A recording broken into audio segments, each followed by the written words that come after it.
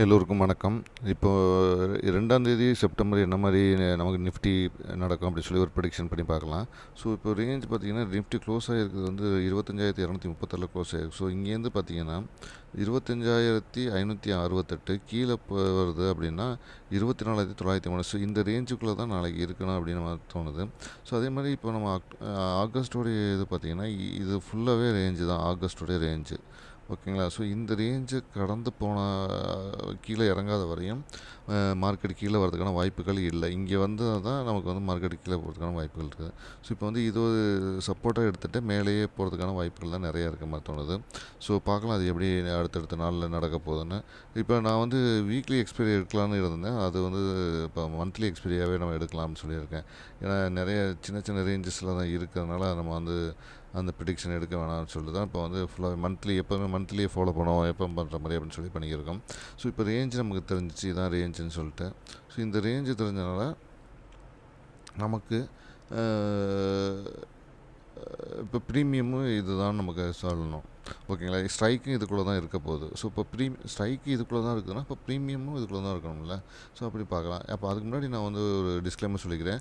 இது என்னுடைய OPM calculator base பண்ணி வர நம்பர்ஸில் தான் எடுத்திருக்கேன். நான் வந்து செபி ரிஜிஸ்டர் அட்வைசர் கிடையாது.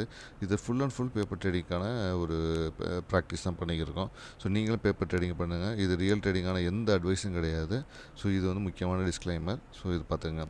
ஸோ இப்போ நம்ம வந்து மார்க்கெட்டை பற்றி பார்க்கலாம். இப்போ மார்க்கெட்டுக்குள்ள வந்து இதுதான் நமக்கு ரேஞ்சு கிடச்சனால, இந்த ரேஞ்சுக்குள்ளே இப்போ ஸ்ட்ரைக்ஸும் இருக்கிறனால இதுக்கான ப்ரீமியம் எப்படி இருக்குன்னா 83, 166, 249, 339, 499 இப்படி தான் வந்து இதோட ப்ரீமியம் இருக்கணும். ஸோ அப்படி இருக்கும்போது இந்த ப்ரீமியம் நம்பர்ஸ் எல்லாம் வந்து வாட்ச் பண்ணி பாருங்கள். இந்த ஸ்ட்ரைக்ஸ் வந்து இதெல்லாம் டச் பண்ணுதா, இந்த மாதிரி நம்பர்ஸ் அதெல்லாம் டச் பண்ணுதான்னு பாருங்கள். ஸோ அப்படி உங்களுக்கு நல்லாவே தெரியும். அதே மாதிரி நாளைக்கு நான் வாட்ச் பண்ண போகிற ப்ரீமியம் ஸ்ட்ரைக் என்னென்னா, இதோடைய என்ன இன்றைக்கி க்ளோஸ் ஆச்சுல, அதையே நான் வந்து வாட்ச் பண்ணலான்னு இருக்கேன் இந்த மந்த்து ஃபுல்லாகவே.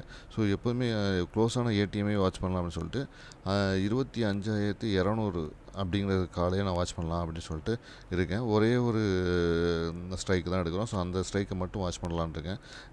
இந்த நம்பர்ஸை வந்து இந்த ஸ்ட்ரைக்கில் ஏதாவது ஒன்று தொடுதா அப்படின்னு பார்க்கலாம்.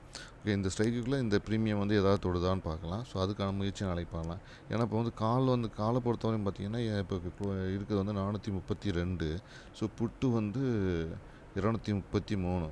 ஸோ இப்படி இருக்கும்போது நாளைக்கு வந்து கால் சைடில் மூவ் ஆகிறதுக்கான தான் பாசிபிலிட்டி நிறைய இருக்க மாதிரி தோணுது.